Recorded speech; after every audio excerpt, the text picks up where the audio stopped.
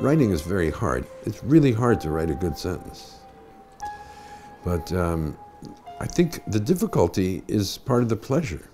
So I wouldn't say writing is fun. I've never, enjoyed it the way I enjoy certain other things.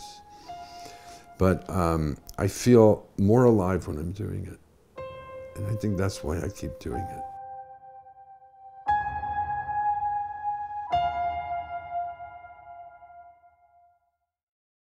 I was 14 years old when I was at a summer camp, and the boys all were taken on a hike in the woods, and we got stuck in a terrible storm. And the boy next to me was killed by lightning. This was the most important thing that ever happened to me. I was 14, and it changed how I viewed the world. Up till then, I thought I had been walking on more or less solid ground, and then I understood there is no solid ground, and anything can happen to anybody at any time, just like that. I've written about it, as you mentioned, but only in nonfiction. But I've never been able to address this event in fiction. And so that is the core of this novel.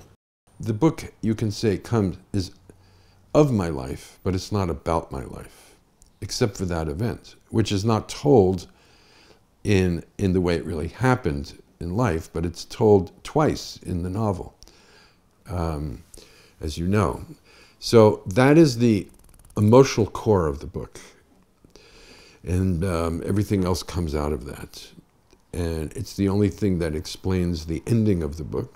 I had an idea that I wanted to write a book about one person with several parallel versions of that person's life. But I wasn't sure, and I toyed with it in my mind. 9, 7, 5, those are the numbers I started with. And then 4 seemed to be just right.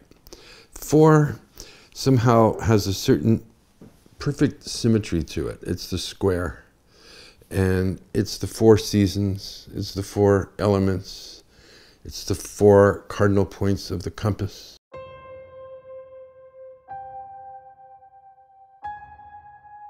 In each case, the boy is the unwilling victim of his parents' fortunes.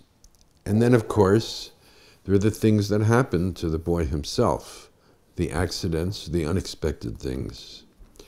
And then there are the choices the boy makes, too, for better or for worse. And I had this strange feeling as I was writing this book, which was mostly about things that had happened 50 years before, that we were still facing all the same problems. We had not solved anything. We hadn't really changed at all.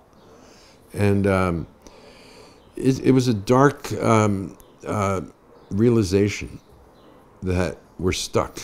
And I think we're stuck in this country in ways that have to do with who we are and who we made ourselves into at the very beginning. And at the very core of it is slavery and racism that were never fully addressed.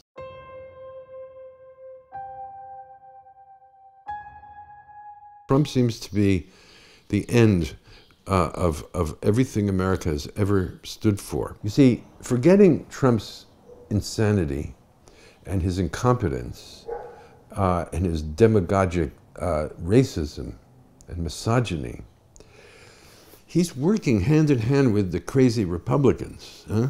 They're using him, he's using them, and they're finally doing, the right-wing Republicans, what they've been dreaming of for years, is to take apart the government, and they're doing it.